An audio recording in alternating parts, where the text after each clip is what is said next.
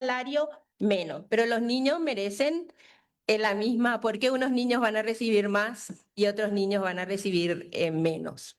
Entonces, eso tenemos que... Los riesgos para el financiamiento. El endeudamiento, hay reglas fiscales en nuestros países, en las leyes de responsabilidad fiscal, que en la mayoría de los países le llamamos responsabilidad, que impiden el financiamiento de los sistemas de cuidado, que dicen no de manera directa porque solamente permiten invertir en infraestructura. Y les pregunto, cuando hablamos de infraestructura en nuestros países, ¿se habla de infraestructura de cuidado o se habla más de rutas? Entonces ahí también tenemos que cuestionar el concepto de infraestructura y de por qué incluye solo algunos temas y otros no. Y la crisis climática que está demandando cada vez más recursos y que ponen en contraposición a nuestras demandas de financiamiento. Finalmente, la gestión de la información, la invisibilidad, esto fui abordando, la invisibilidad de los cuidados en los diferentes sistemas estadísticos. Por ejemplo, si queremos más recursos, necesitamos medir esos recursos y poder hacerlos trazables para que no retrocedan en momentos de crisis. Eso hoy todavía es difícil hacer. Tenemos en los clasificadores presupuestarios el gasto en salud y en educación, pero por ejemplo no en cuidados. Me quedo ahí. Muchas Gracias. gracias.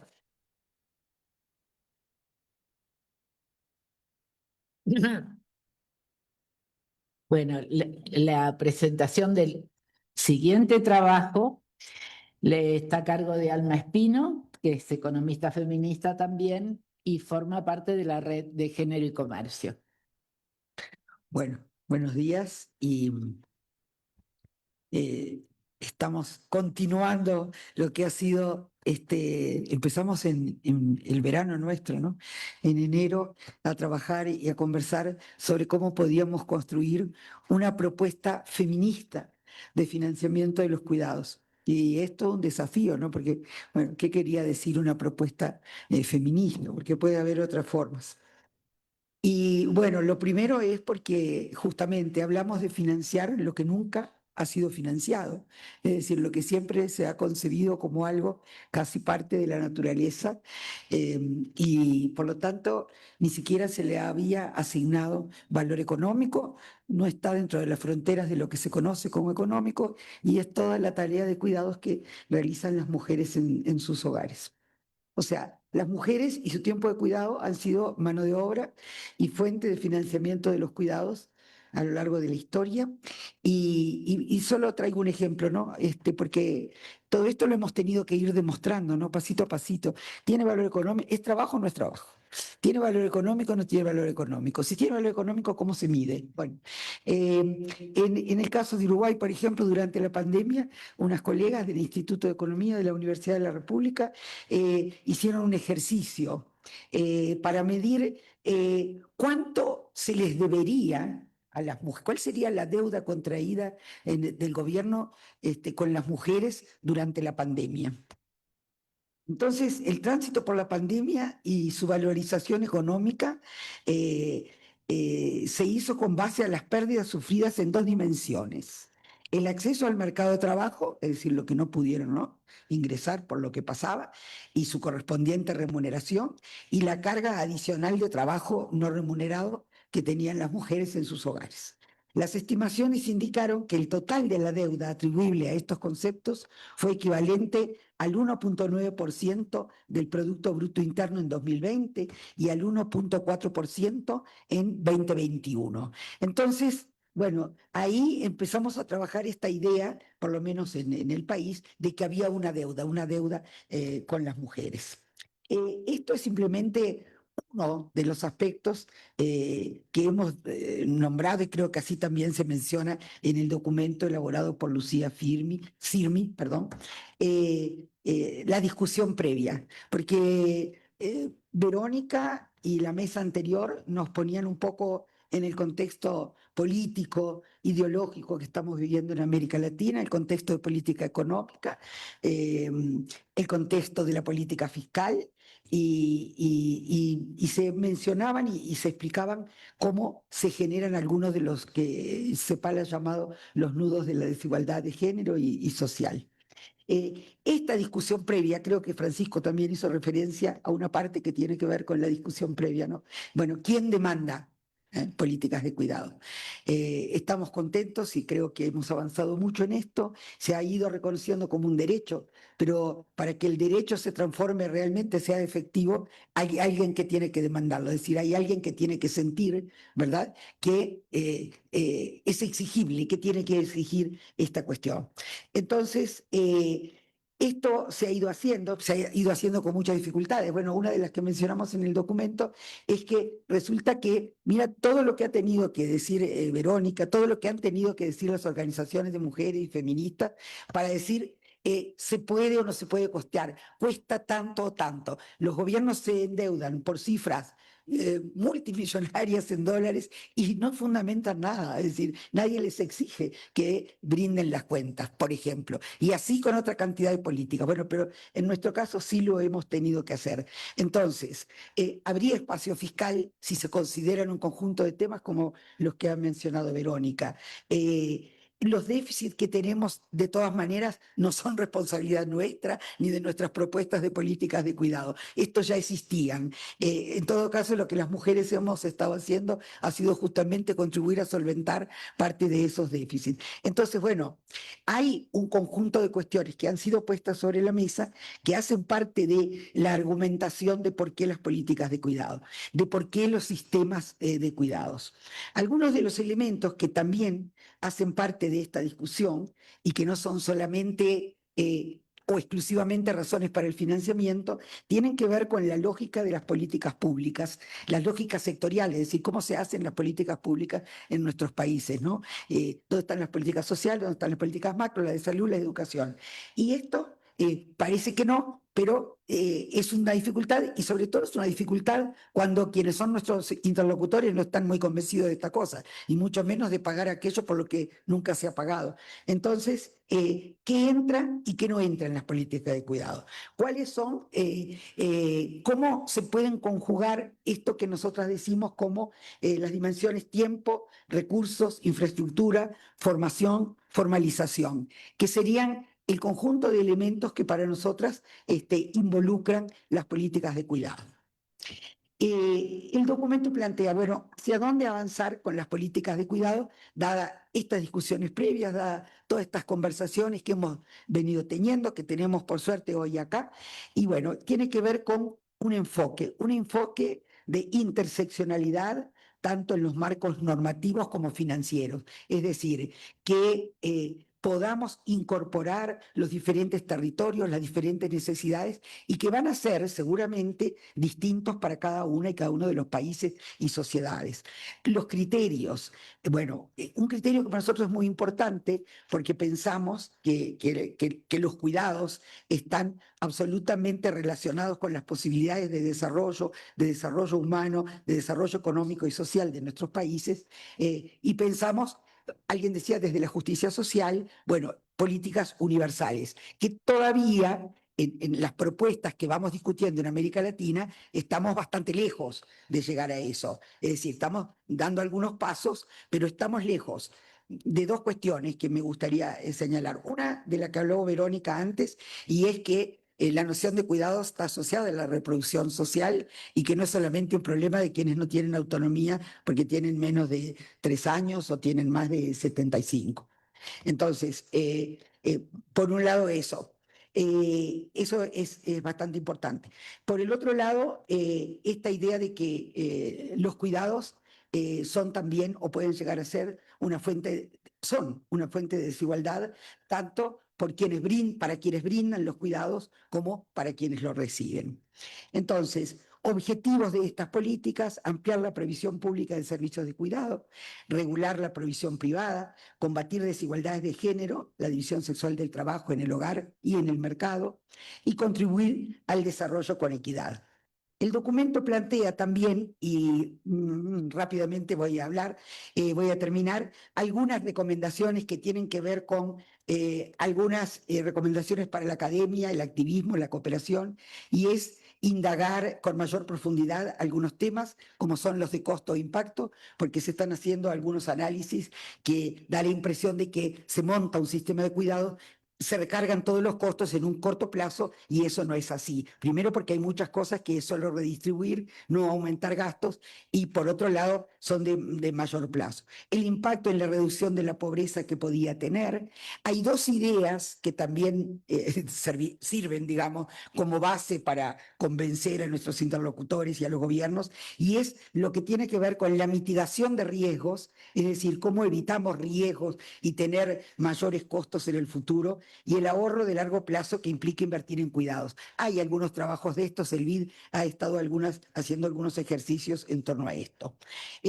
Finalmente, y ahora sí termino, hay como dos cosas que son muy importantes y nos preocupan, ¿no? Es decir, cómo logramos lo que Lucía Silmi llama recursos intocables, es decir, en una región donde los gobiernos van y vienen y cuando vienen nunca sabemos con qué nos vamos a encontrar en términos de políticas públicas y que en este momento estamos sufriendo algunos embates muy importantes, hay que dar una batalla cultural, una batalla política, una batalla en varios sentidos, es decir, de qué manera se construyen los marcos necesarios para que no sea posible que el gobierno que llega tire abajo todo lo que se ha construido. Y ahí quiero, y termino, la importancia de lo global, por lo menos en algunos aspectos que tienen que ver con la incorporación de los cuidados al sistema de cuentas nacionales. Esto requiere algunas modificaciones y algunos cambios, porque así como están, los cuidados no entran, hay que hacerlos satélite, hay que hacerlos de manera que finalmente no se pueden integrar bien a las evaluaciones ni a los impactos. Y la otra es los conceptos, creo que algo Verónica dijo de esto también, de gasto e inversión. Es decir, el concepto de gasto e inversión que se maneja en economía no nos permite incorporar algunos de los aspectos que Verónica hablaba y que tienen que ver con qué significa invertir en cuidados. Así que, bueno, hay bastantes elementos más que podemos seguir conversando y creo que en algún momento después darán el link para poder mirar el documento, que por ahora es un resumen ejecutivo, pero esperamos tener un documento más desarrollado. Muchas gracias.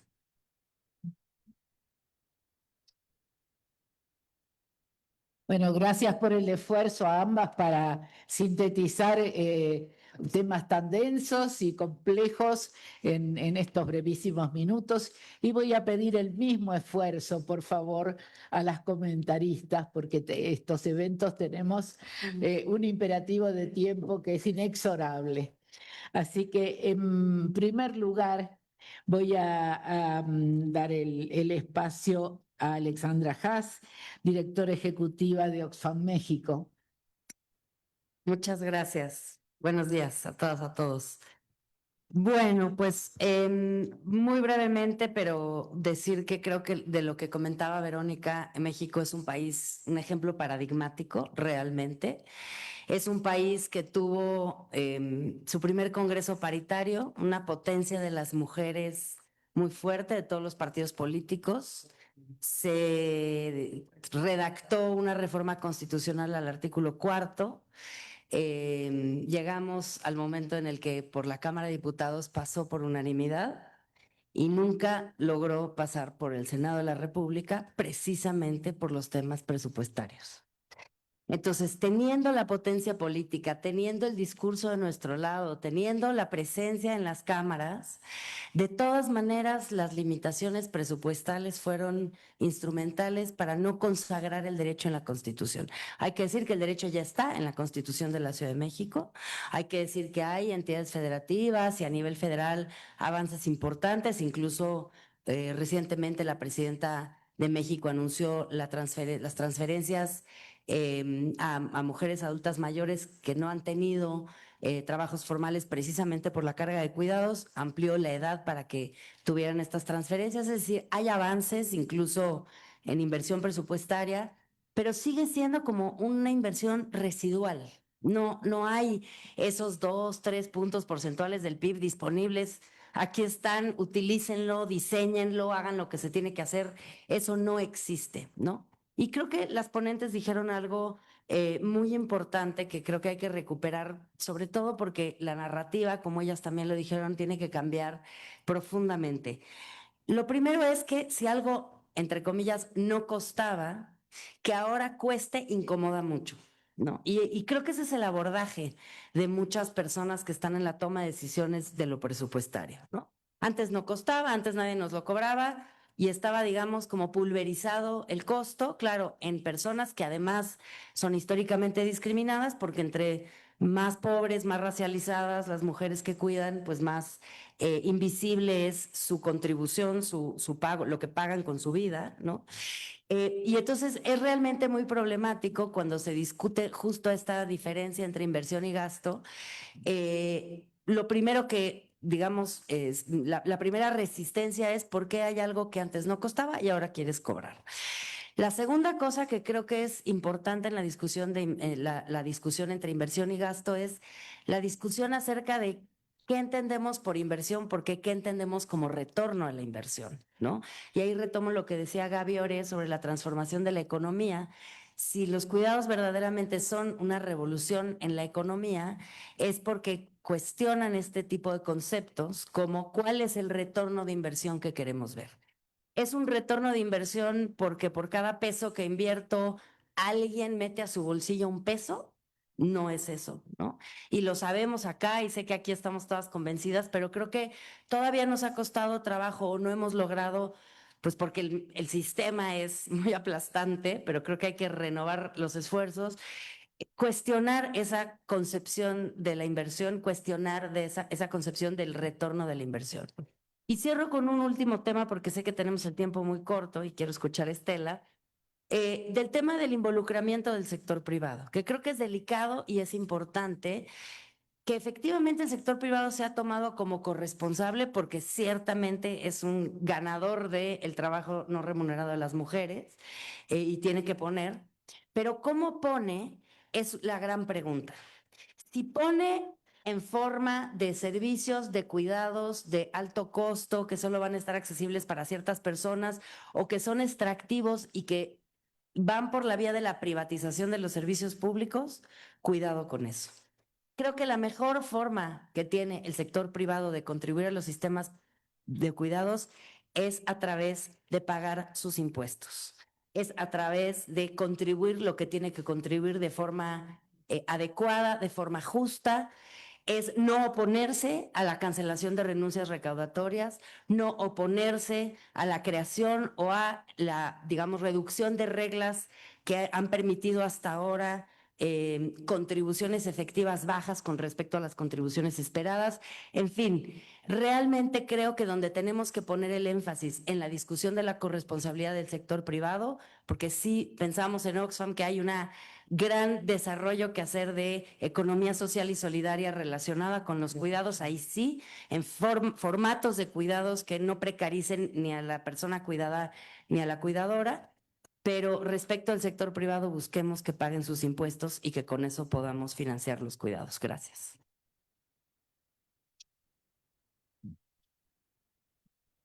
Bueno, y cierra este panel el comentario de Estela Díaz, es ministra de Mujeres, Géneros y Diversidad de la provincia de Buenos Aires, Argentina. Tenés 5 minutitos. Bueno, buenos días. Muchísimas gracias por la convocatoria a este evento. La verdad que es sumamente satisfactorio decir que, como saben que soy de Argentina, nuestro proyecto político nacional está en las antípodas de lo que se vive en México. Por lo tanto, les tenemos mucha sana y amorosa envidia. Se hablaba un comentario sobre lo que Alma, que es lo que me toca comentar y contar algo de lo que pasa en Argentina con este tema, que se imaginarán a nivel nacional y en la provincia de Buenos Aires intentando defender todo lo que se pueda sostener. Hay algo cuando acá se plantea la desigualdad, cuando caracterizaba la historia en torno a la temática de los cuidados, que ayer lo definían con una caracterización que me parece precisa, que el pacto de la modernidad es un pacto de la desigualdad. Eso es lo que se estableció. a partir del contrato social de la modernidad con la división de lo público y lo privado doméstico. Y ese pacto de desigualdad, el sistema se esfuerza en reproducirlo a lo que dé lugar. Todos los esfuerzos que tenga, económicos, políticos, sociales y culturales, para poner en juego. Y cuando requieren las violencia política, todo lo que, y el extremo, lo estamos viendo en las extremas derechas, el ataque sistemático a los feminismos. Porque estamos discutiendo profundamente las discusiones de sistema económico, social, global y de vida, ¿no? Como si ponemos en el centro la vida o que ponemos las finanzas. Esta es la tensión a escala global. En ese sentido, aparecen todas las dificultades que Alma Espino destacaba también, no solo la invisibilidad, sino que cuando se visibiliza hay que empezar a discutir es política, qué características, qué incluimos, qué no incluimos. Entonces aparece toda esa dificultad. Y en la concepción, incluirla de justicia social y por lo tanto de universalidad, allí también aparece esta distancia. Podemos pensarlo en algún tipo de tema, salud, educación, ¿dónde incluimos los cuidados? Son claramente los desafíos que creo en los que se va avanzando decididamente. Y destacaría en este sentido algo que me parece que es una enseñanza de décadas de lucha feminista en diversos planos, en los planos nacionales, más movimentistas, más sociales, pero también en los planos internacionales. Y que es que a la luz que estamos discutiendo el reconocimiento del derecho, todos celebramos la opinión de la Corte Interamericana que acaba justamente de salir antes de esta conferencia, es discutir el financiamiento. A mí me gusta mucho que en la Argentina tenemos cantidad de periodistas, columnistas de economía. No existía esto hace una década de ninguna manera, así como esta paridad maravillosa que tiene México, que nos falta un montón, salvo en el legislativo en nuestro país, esto de la economía feminista que se ha desarrollado como estrategias de dar debates duros y de fondo, me parece que es fundamental. Y en ese sentido, creo que se está yendo por un camino muy importante, porque estamos discutiendo no solo lo sustantivo del tema, sino también cómo los financiamos, fundamental. Si no, hacemos grandes normas exclusivamente declarativas, pero que distan enormemente de la vida concreta y cotidiana de la inmensa mayoría de las mujeres y niñas que son quienes fundamentalmente cuidan. Entonces, en mis segundos que me quedan antes de terminar, mira que no llegué a 5, lo marqué. Quiero decir que obviamente en Argentina han destrozado todo, desguazado, no solo eliminado el Ministerio de Mujeres y Diversidad, sino todas las políticas. La cocina de los cuidados, que es una articulación que mide esto, se ha medido que han quedado de 50 políticas 5, o sea que el 90% se han eliminado. Y la discusión, digo, la provincia de Buenos Aires construye escudo y red contra la motosierra de Milei y del gobierno nacional, pero el ajuste, el ajusticidio y el austericidio que llevan adelante impacta en los recursos, además con discusiones de coparticipación donde tenemos deudas históricas, porque nuestra provincia aporta el 40% del Producto Bruto al país en términos industriales y productivos y apenas si recibe el 22% y mucho menos con estas políticas de ajuste. Así que también los contextos de políticas de ajuste nos alejan en la realidad cotidiana de poder estar avanzando en acercar estos derechos a las mayorías. Bueno, esperamos que esto dure en la Argentina nada más que hasta el 27 a nivel nacional. Muchas gracias. Bueno, muchas gracias por el esfuerzo a todas. Se retira este panel donde, bueno, abordamos las alternativas y retos del financiamiento de cuidados. Y voy anunciando ya y les pido que vayan pasando a las integrantes del segundo panel, que son alternativas y propuestas para garantizar la demanda de los servicios públicos de cuidado y el derecho al cuidado. Entonces, les agradezco que tomen asiento.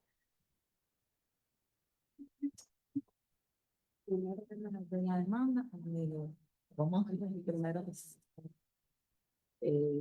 La presentación. Presentas vos y después Alma y después Lourdes.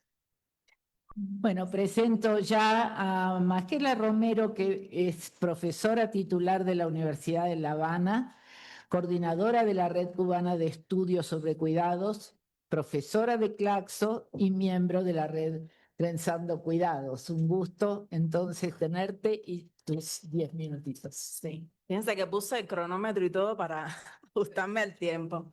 Bueno, primero me gustaría agradecer mucho la invitación a formar parte de este espacio y bueno, agradecer a las dos organizaciones fundamentalmente que han hecho posible esto. En primer lugar, a la Red Trenzando Cuidados, que ha hecho justamente su reunión en el marco de esta conferencia para aprovechar todos estos espacios, y también a Claxo, que tenemos el gusto también de estar acompañados hoy por Karina Batiani, es directora ejecutiva, ¿no? ¿Cómo se llama?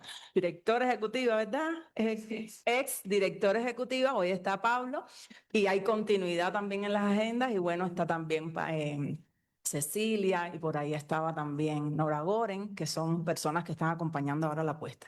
Entonces, hecha esta pequeña introducción, decirles que en el marco del GT, Género y Cuidados, y también en las reuniones que habíamos sostenido antes en el espacio de Trenzando Cuidados, pues habíamos notado que aunque nosotros habíamos estado hablando de la demanda, entendiendo la demanda a favor del derecho al cuidado, de los sistemas integrales como algo estratégico, sentíamos y notábamos, jamás constatábamos con los estudios que no era extendida como nosotros queríamos más allá del movimiento feminista, de algunas organizaciones, de la cooperación, etcétera.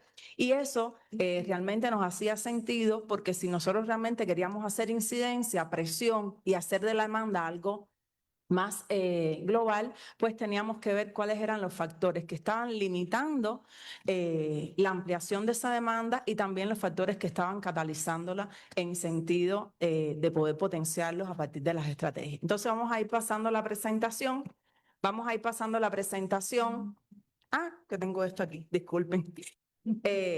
Y bueno, rápidamente les voy a ir comentando algunos de los aspectos que recoge el informe. Este informe, como les contaba, es parte de las alianzas entre Claxo y Oxfam, especialmente en el marco de la red Trenzando Cuidado, y lo que vamos a presentar en este recorrido es básicamente cuáles son aquellas condiciones de contexto que favorecen este tipo de análisis, y también, como les comentaba, cuáles son los principales hallazgos que nosotros pudimos atender a partir de entrevistas a personas expertas que realizamos, entre las que se encuentran, por ejemplo, la profe Karina Batiani y la profe Laura Bautasi. Hicimos también entrevistas a otras expertas que, bueno, no nos están acompañando en la conferencia, pero que fueron muy relevantes en su intervenciones, y también hicimos un diálogo directo con aquellos países que forman parte de Trenzando Cuidado y que de alguna manera, empujando esta agenda de cuidados, también podrían notar algunos de estos factores catalizadores y que limitan. ¿Cuál es la situación problemática en sentido general que nosotros nos planteamos como punto de partida para esta investigación? En primer lugar, que es insuficiente el análisis que se hace sobre estos factores, y estos aspectos son estratégicos para mover, digamos, rutas que puedan desde las organizaciones, desde el movimiento, poner en claro cuáles son aquellos aspectos que tienen que ser tomados en consideración. En segundo lugar, que faltaba de alguna manera sistematizar en la información sobre aquellos actores y actrices que eran estratégicos, no solamente para impulsar esta agenda, sino también aquellos actores que están limitando o frenando el avance de esta agenda y la ampliación de la demanda propiamente. En tercer lugar, que hay poca reflexión crítica sobre las organizaciones, grupos movimientos y liderazgos que aún se encuentran distantes en la demanda, y eso para nosotros era muy alarmante porque veíamos que incluso dentro del movimiento feminista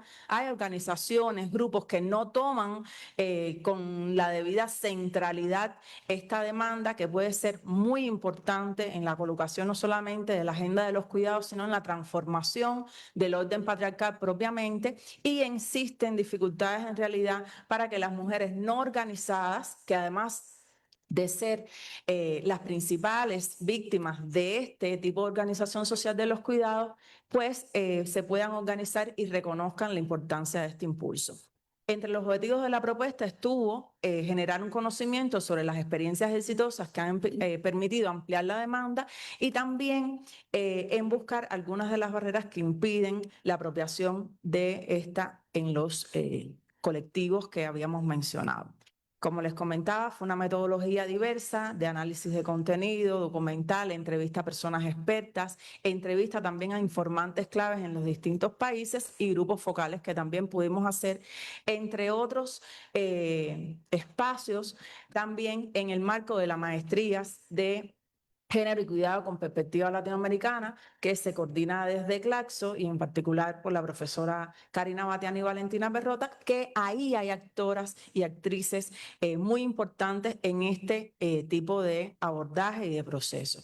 A lo largo del documento, nosotros empezamos a trabajar y realmente nos faltó en algún momento decir qué cosa es la demanda social a favor del derecho al cuidado, de la transformación de las políticas, y vimos cómo entendido que este se puede entender como un entramado de relaciones sociales, pero también de relaciones de poder y de movilización política, que no solamente permiten la implementación de políticas, sino la ubicación de los cuidados como un eje central en las agendas políticas. Y esto nos parece crucial porque más allá de las aspiraciones que pueda tener un movimiento, si los cuidados no forman parte de esas agendas políticas, de esas agendas de organizaciones e instituciones, pues se pueden disgregar en otros objetivos o aspectos estratégicos. Y en este sentido nos interesa mucho destacar que, por supuesto, es un aspecto meramente político, y aquí estamos ubicando también al Estado como un garante importante de este derecho y como un eje también que teníamos que considerar en tanto su papel protagónico en la garantía de este derecho y también en el modo en que estaba recibiendo, ¿no?, estas demandas. Bueno, hay demandas de distintos tipos, reactiva, proactiva y de antagonismo, y estábamos mirando que muchas veces la demanda a favor del derecho al cuidado se presenta como una demanda reactiva que va detrás de lo que nosotros estamos aspirando, y no a la inversa, que es lo que nosotros queremos, es construir una demanda que impulse la transformación de la agenda y no ir reactivamente viendo qué pasó para reaccionar, para pronunciarnos, para declarar, como nosotros ayer estuvimos haciendo declaraciones hasta muy tarde en la noche. Entonces, brevemente, porque el tiempo va corriendo, ¿cuáles son los factores que nosotros identificamos que hoy están catalizando la demanda y la ampliación de la demanda en la región? En primer lugar, los efectos no esperados de cambios sociodemográficos. Eso yo creo que es importante. Ha ubicado en el centro de muchos gobiernos a los cuidados y la necesidad de transformar la organización en atención a grupos, sobre todo cuidado dependiente. Obviamente esto nos ha permitido ubicar otros grupos que son también muy importantes, como por ejemplo el caso de las trabajadoras domésticas y de las trabajadoras de los cuidados, remuneradas y no remuneradas.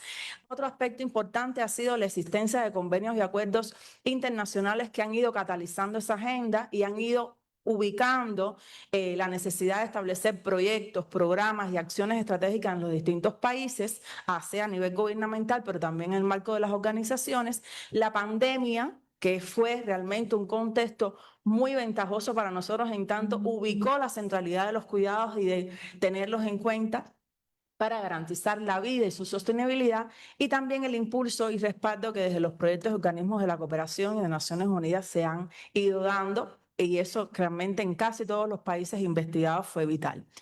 Otro de los aspectos ha sido el establecimiento de alianzas interregionales y también entre los movimientos. Especialmente nosotros pensamos que Trenzando Cuidados es una buena práctica en este sentido, porque en estas alianzas no solamente está sociedad civil, sino también se integran académicas, personas expertas, personas del activismo que son estratégicas y fundamentales, y también los cambios políticos operados en la región, en algunos países, en algún momento. Ahora mismo estamos en un contexto muy desventajoso para la ampliación de la demanda y el incremento de la generación de conocimientos y de información que ha sido vital para este sentido. En este sentido, los congresos han tenido un papel fundamental. Ahora, ¿cuáles son los factores debilitadores y las barreras que encontramos? En primer lugar, estamos hablando de factores sociales, políticos, económicos y religiosos que inciden en el lento proceso de la instalación de la demanda. Y eso quizás en los grupos que son cercanos no nos damos cuenta,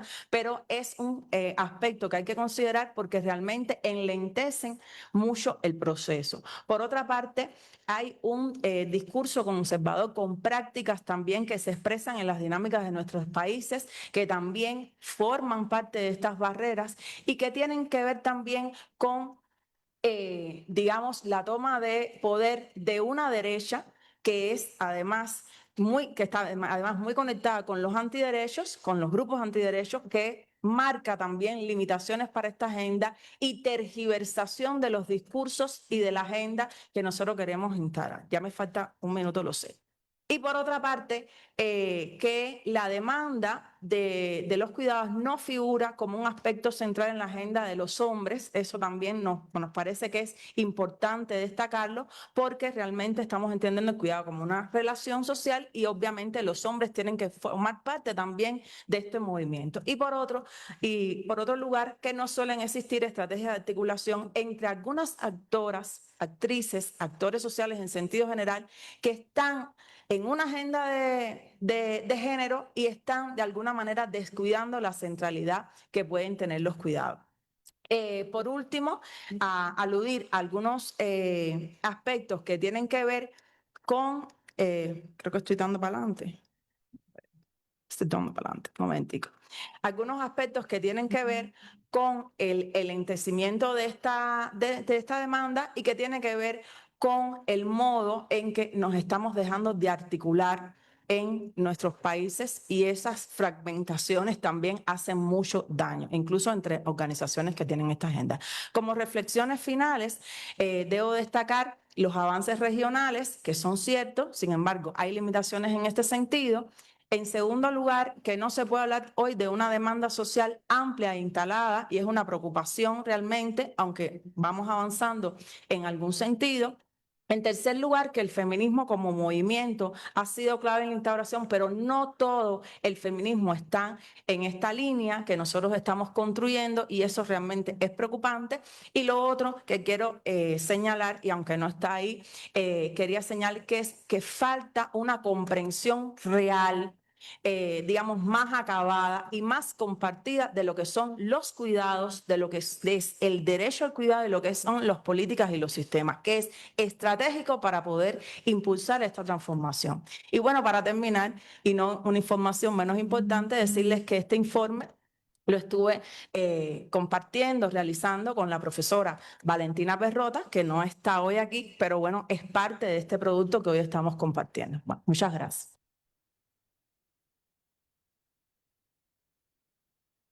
Muchas gracias, Ángela. Y tenemos también dos comentarios que vamos a hacer. El triste